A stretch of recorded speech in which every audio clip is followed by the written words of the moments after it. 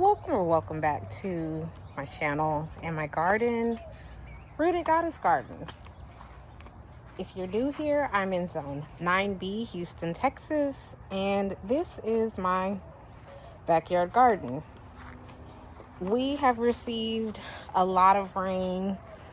I always remember the phrase, April showers bring May flowers. And not only do they bring the showers, they bring the bugs and the fungal diseases. I am still recovering from the first torrential downpour that we had like a couple of weeks ago. I was fighting for my life with trying to make sure there was good airflow in the bottom of my soil. And I have recently been having issues with, as you can see, weeds in the garden. And I'm not sure if it's I'm not sure where the weeds are coming from. I'll say that. Because I kind of feel like maybe it's coming from my straw, but I'm not quite sure. I don't know. I have yet to figure it out. But I know today I have found myself on cutworm patrol. And I encourage anybody who has a garden, even if it's just in containers, on your patio, wherever, trust me, there will be cutworms coming your way. Oh, we're about to have some long pole asparagus green beans, I believe. So this is my favorite pot right here because I wanted to have a pot with oregano. And it does extremely well. But guys, look. I have holes in the leaves, and I know because after the last rain, I found a cutworm, and he was pretty large and just laying here. And I found one today, and it was very small. And I'm thoroughly disgusted because he was so small. When I attempted to get it, it fell into my other plants. So it's still in here. So I'm going to have to come and put some BT out to ensure that I get it. Here's some strawberries that I'm still trying to have. I highly anticipate doing something with those leaves. These are lemon basils that have created new seeds, new volunteers. So I have yet to really get over here into my cucumber area.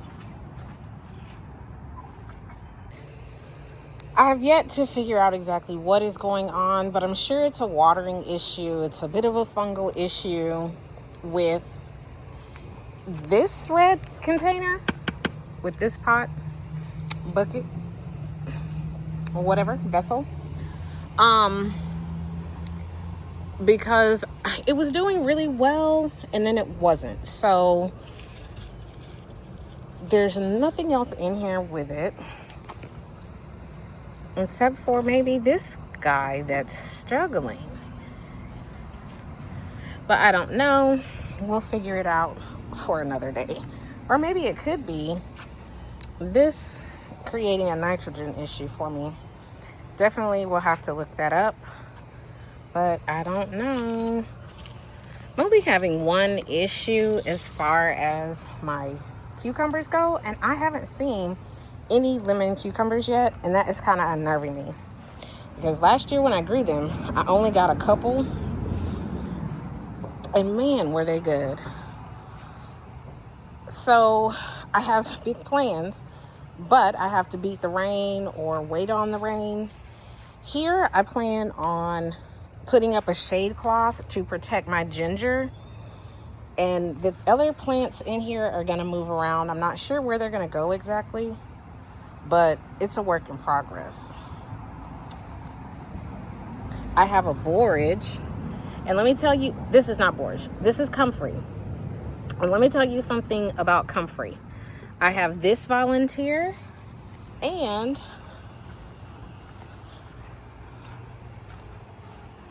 I have this volunteer right here. Wherever you put Comfrey, it will grow again, especially if you don't get the taproot. So from what I've learned about it is that it puts out a 10-foot taproot, which makes it really great for composting, for being a mulch, for being a good foliar spray, and a good compost tea or fertilizer spray for your plants, because it goes so far down into the soil. But also, it spreads by rhizomes. I'm not sure if I've ever really seen the seeds, because I had one that went to flower a few weeks ago, and I really tried to save some of the seeds, but it just didn't work. But my other plant, where it lives now, has taken over, and I am absolutely in love. So this is where my Comfrey lives, and I'm not even going to tell you a fib. I have come and made fertilizer out of this. I've cut it a couple of times, and it just keeps reproducing and growing. In fact, because I love this plant so much, and it does have medicinal purposes, I gave this plant a 30-gallon pot to live in. Because if you know, you know about the Comfrey, and if you don't know, you need to find out. But y'all, after this rain, it has been doing the most. And I'm not sure if that is from wind damage. Oh, y'all, my potatoes are finna flower over here. These look really good. I haven't decided if I want to heal with a little bit more straw on my taller containers. I may be playing a dangerous game with time, especially since these are already going to flower. These aren't. And potatoes make the prettiest little purple flower, if I'm not mistaken. Last year, the ones, I think they're purple. But y'all, I am really sick because I know there is a cutworm in here because of this. And I can't get to it. And that just, I don't know, it drives me. But this is one part of my experiment in growing my potatoes in this way. So we'll see what happens. And it's both, these two containers are the same, but I just got tired and I didn't feel like fighting with putting more fabric mesh around, and I figured I would just, use it to see how many potatoes would grow in that kind of setup. So we'll see. But back to the cucumbers. I am ready for these little boys and girls. They look so cute. I almost want to take one off and eat it, but I don't want it to taste like, I don't know what is this? Oh, they're so cute. Those are cucamelons, and they look like baby watermelons. Still not gonna add any water to the oyas because of all of the rain that we've had, and it's just giving me a hard time. So why I'm not worried about cucumbers is I have some here, and that looks like a little bit of a watering issue. And then I have one here, and then I have all of those. Ooh, let me close this. Oh. So this tomato plant is doing okay. Tomatoes hate a lot of rain. and they will cry fungal disease.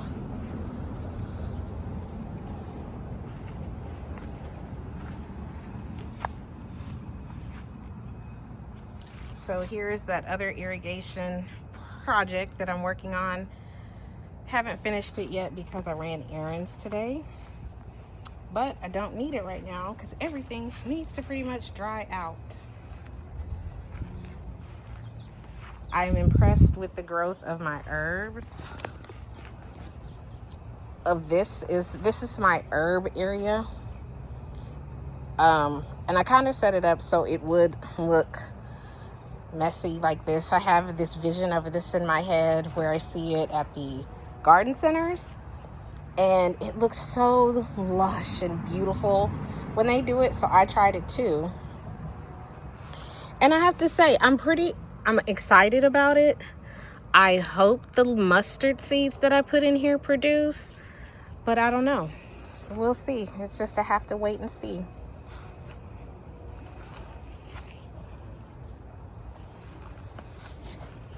And to be completely fair, guys, I don't remember what this plant is.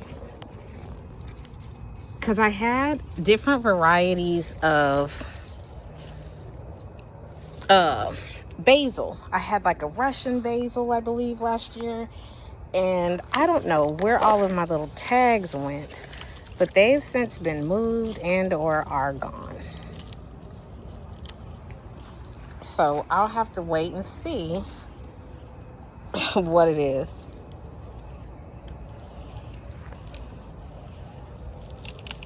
Just gonna take some of this, dry it out, make me some green onion seasoning for my potatoes. Harvest it some more.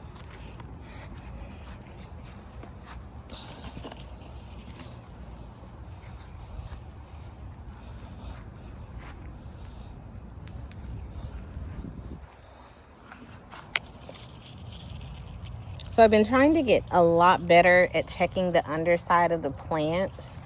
The cutworms are insidious, especially when they're small, and they can take out my plants pretty quickly.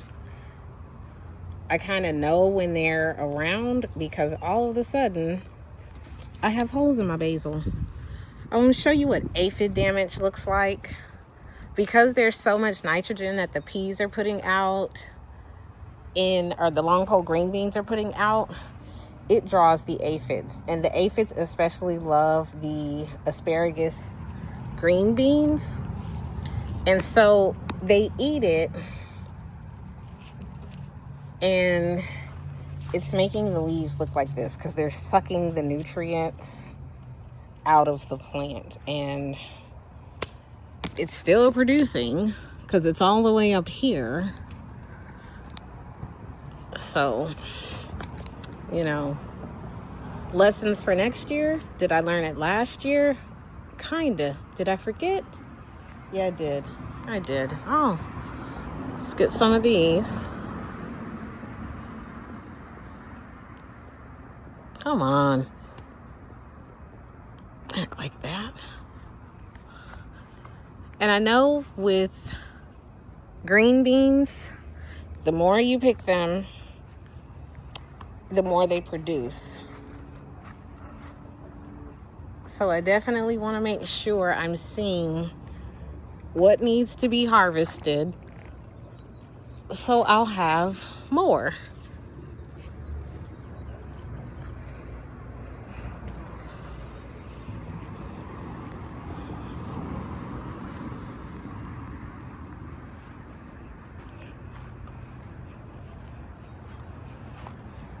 I am not ready for those peppers. I already harvested peppers from here.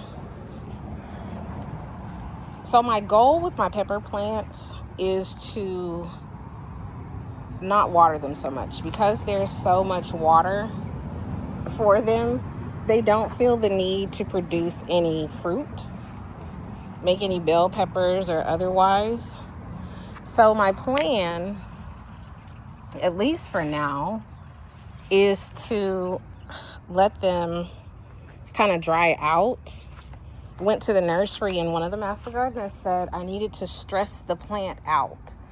So I'm going to let my Oyas be empty